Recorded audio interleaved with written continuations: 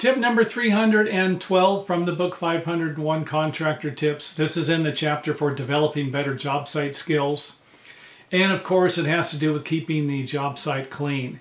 Now, there are two benefits I can think of you're going to get from keeping a job site clean. And one is going to be you're going to be reducing the amount of hazards, something, a board you can trip over, or sawdust you can slip on. And I'm only talking about the carpentry phase of it. You know, I've worked on jobs where there's sawdust all over the roof, and then the roofers go up there to start putting the paper on, and down they go. They slipped on the sawdust.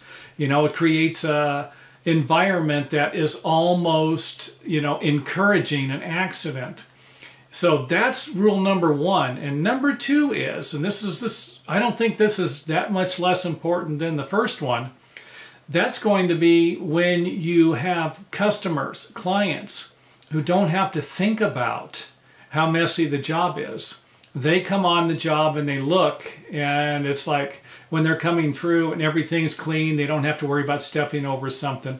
I've actually had people that I've worked for who wouldn't even come on certain job sites because they were filthy, they were dirty. They would just kind of drive by in their car, or they would stand out on the street and look at it. That's it, they wouldn't come in. That could be a benefit to some contractors, you know.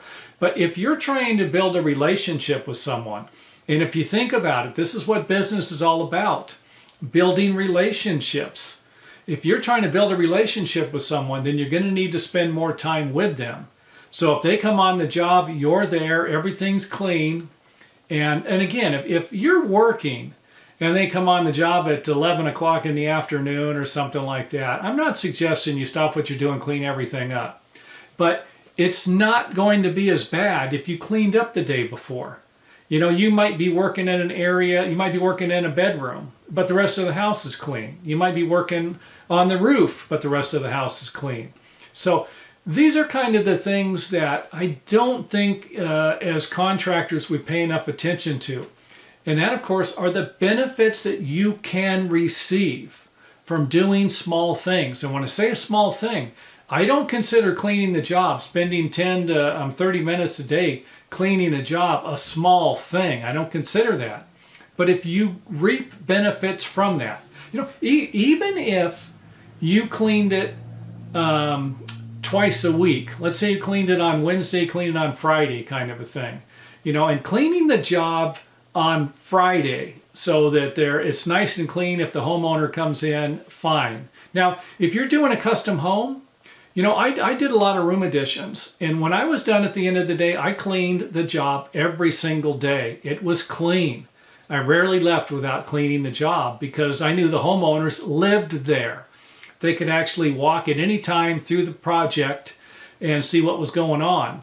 And if there's a board there with nails sticking up, you know, I mean, 2 or 3 houses down from me, there's a guy that has, I think, 2 or 3 pieces of wood, and the nails are sticking up. This is about probably 2 feet away from the street.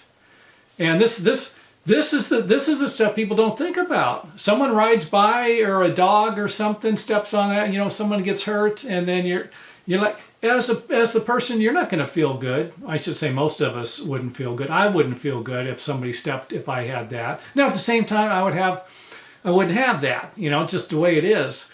I'm in the business. I understand that. This person is not in the construction business. Neighbor that lives a couple houses down, he's not in the construction business.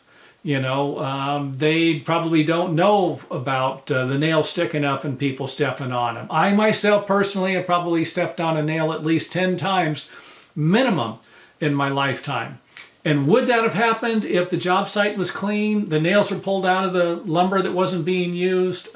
No, probably not. So enough said on that. Cleanliness can provide you with 2 benefits.